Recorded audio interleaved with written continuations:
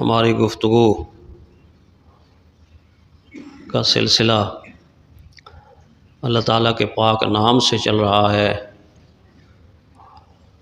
تکبیر تحریمہ سے اس گفتگو کا آغاز ہوا ہے اور مسلسل اسی سے متعلق چند باتیں عرض کی جا رہی ہیں۔ آپ سوچ رہے ہوں گے کہ کئی دن سے یہ سلسلہ مسلسل جاری ہے، آخر اس کی کیا وجہ ہے کہ اس سے ہم آگے نہیں بڑھ رہے؟ بہت ساری وجوہات ہیں، اور ان بہت ساری وجوہات میں ایک وجہ یہ ہے کہ یہ میری اور آپ کی سب سے اہم ترین عبادت نماز کا دروازہ ہے۔ کسی عمارت میں اگر سب کچھ موجود ہو اور اس کا دروازہ نہ ہو تو آپ کیسے اس میں انٹر ہوں گے، کیسے اس میں داخل ہوں گے؟ اس کا مطلب یہ ہے کہ عمارت جتنی بھی خوبصورت ہو، اہم ہو، بڑی ہو، کشادہ ہو، بہرحال اس کے اندر داخل ہونے کے لیے دروازے کا ہونا ضروری ہے۔ یہ نماز کا دروازہ ہے، اس کے کھٹکانے کے بغیر، اس کے کھلنے کے بغیر آپ نماز میں داخل نہیں ہو سکتے۔ اسی لیے اس کو ارکان میں شامل کیا گیا، فرائض میں شامل کیا گیا ہے۔ اور آپ کو حیرانی ہوگی کہ ہم بے خیالی میں نماز جنازہ میں کھڑے ہو جاتے ہیں۔ نماز جنازہ کی دعا میں یہ جو 4 تکبیریں ہیں یہ فرض کا درجہ رکھتی ہیں، فرض کا۔ امام صاحب اگر تکبیریں چھوڑ دیں تو نماز جنازہ ہی نہیں ہوا، باقی سارا کچھ پڑھ لیا، ثنا پڑھ لی، درود شریف پڑھ لیا، دعائیں پڑھ لیں، تکبیر چھوڑ دی، نماز جنازہ ہی نہیں ہوا۔ کتنی ضروری ہے یہ، کتنی اہم ہے یہ۔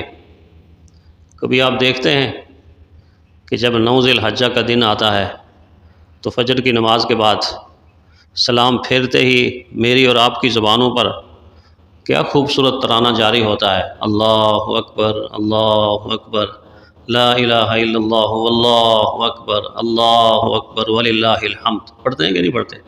9 ذی الحجہ کی فجر سے لے کر 13 ذی الحجہ کی عصر تک مسلسل ان دنوں کے اندر نمازی حضرات، ائمہ حضرات یہ ترانہ، یہ وظیفہ، یہ خوبصورت الفاظ دہراتے ہیں۔ تو میں عرض کر رہا تھا کہ اس کی اہمیت زیادہ ہے، اور اتنی اہمیت ہے کہ اگر ہم سارا سال بھی سنتے رہیں تو تب بھی اس کا حق ادا نہیں ہوگا، اس کا حق ادا نہیں ہوگا۔ اتنی زیادہ اللہ تعالیٰ نے اس کے اندر تاثیر رکھی ہے، اور اللہ کو یہ کلمہ بڑا پسند ہے، بہت پسند ہے۔ اور 2 ناموں میں سے ایک نام میں نے آپ کو بتا دیا تھا کہ اس کو تکبیر اولیٰ کہتے ہیں، اس کا فائدہ بھی آپ کو بتایا تھا۔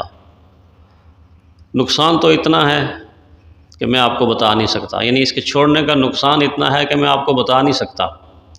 ایسے سمجھا سکتا ہوں کہ یہ سامنے آپ کے پیکیجز مال ہے نا، اتنی بڑی مارکیٹ ہے، اس جیسی کروڑوں مارکیٹیں کسی ایک انسان کی ملکیت میں ہوں، اور اتفاقاً کبھی ان میں آگ لگ جائے اور وہ آگ ان کو جلا کر راکھ بنا دے، اتنا نقصان اس انسان کا نہیں ہوا جتنا نقصان اس انسان کا ہوا ہے کہ جس نے جان بوجھ کے تکبیر اولیٰ چھوڑ دی ہے، فوت ہو گئی ہے۔ کہتے ہیں تکبیر اولیٰ فوت ہو گئی ہے۔ اس کے نقصان کا مجھے اور آپ کو اندازہ ہی نہیں ہے، اتنا بڑا نقصان ہے، اتنا بڑا نقصان ہے۔ یہ تکبیر اسلام کی عظمت کی علامت ہے، اسلام کی شان ہے اس کے اندر۔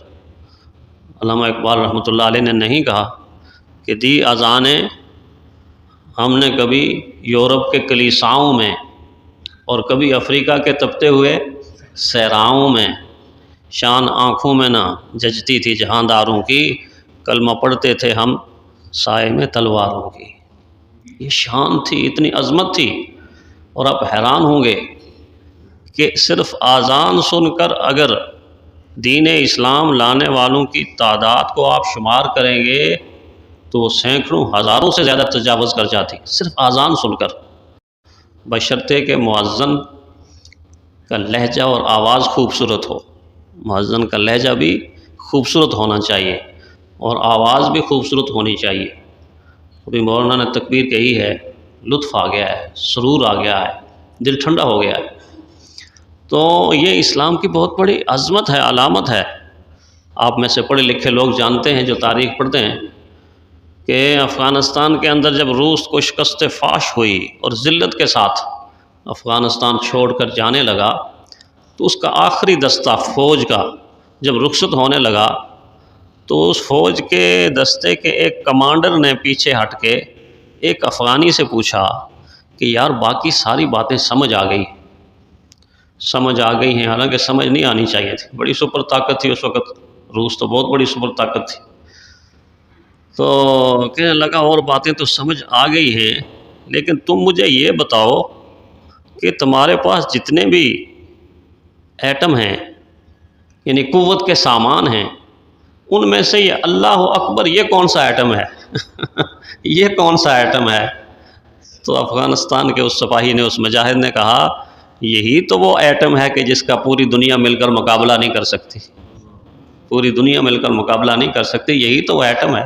57-58 نیٹو کے مل کے وہاں تورا بورا میں گئے اور افغانستان پر کیا کچھ برسایا ہے، لیکن ان کے کلسٹر بم وہ کچھ نہ کر سکے جو افغانستان کے مجاہد کی زبان سے نکلنے والا اللہ اکبر کر سکا ہے، اللہ اکبر کر سکا ہے۔ جب وہ اللہ اکبر کہتا تھا تو ان کے ٹینکوں سے لرزتے کانپتے سپاہی باہر ایسے آتے تھے جیسے کوئی دیوانے ہیں، پاگل ہو گئے ہیں، مرنے والے ہیں۔ بڑی طاقت ہے اس اللہ اکبر میں، بڑی طاقت ہے۔ ویسے پٹھان حضرات ایک اور چیز بھی استعمال کرتے ہیں، اس میں بھی بڑی طاقت ہے۔ ہمارے پٹھان بھائی نسوار بہت زیادہ استعمال کرتے ہیں۔ کہتے ہیں نا کہ وہ جب امریکہ کی فوج آئی تو انہوں نے 3 حصوں میں اس کو تقسیم کر دیا، کچھ کو تو ہیروئن پہ لگا دیا، اچھا جو اس سے کم تر تھے ان کو نسوار پہ لگا دیا، اور کچھ تھوڑے سمجھدار تھے ان کے سینے میں کلمہ اتار دیا، اللہ اکبر اتار دیا۔ آپ کو پتہ ہے بہت سارے امریکن فوجی وہاں سے دین اسلام کی دولت لے کر واپس گئے ہیں، اعلان کیا ہے لا الہ الا اللہ محمد الرسول اللہ صلی اللہ علیہ وسلم۔ تو میں عرض کر رہا تھا کہ یہ نماز کے اندر آنے کا ایک بہت بڑا دروازہ ہے، اور اس کو تکبیر تحریمہ کیوں کہتے ہیں؟ تکبیر تحریمہ کا لفظی معنی کیا ہے؟ لفظی معنی اس کا یہ ہے کہ ایسی تکبیر کہ جو اللہ تعالیٰ کی حلال کی ہوئی چیزوں کو بھی حرام کر دے۔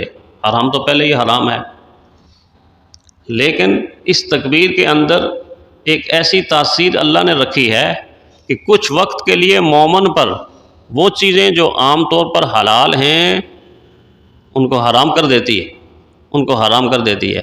کیسے حرام کرتی ہے یہ کل کے درس میں آپ کو بتاؤں گا انشاءاللہ العزیز۔ اللہ تعالی ہمیں اس کی حقیقت کو سمجھنے کی توفیق عطا فرمائے۔